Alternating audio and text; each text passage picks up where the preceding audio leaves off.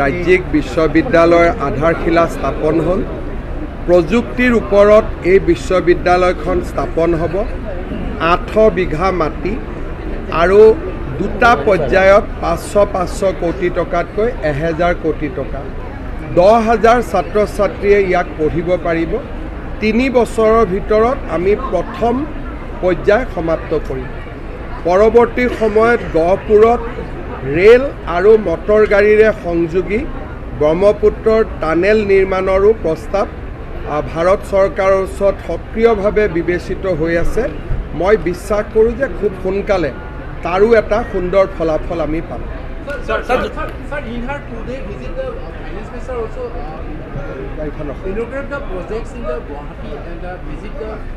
What you want to ask? Sir, today I mean, you have seen that yesterday she visited semiconductor industry, riverfront inauguration, terminal. Today, Konoklata Borua University. All these are for faster development of Assam. Assam never seen such a rapid progress. So this is the golden era for the state of Assam. Thank you, sir.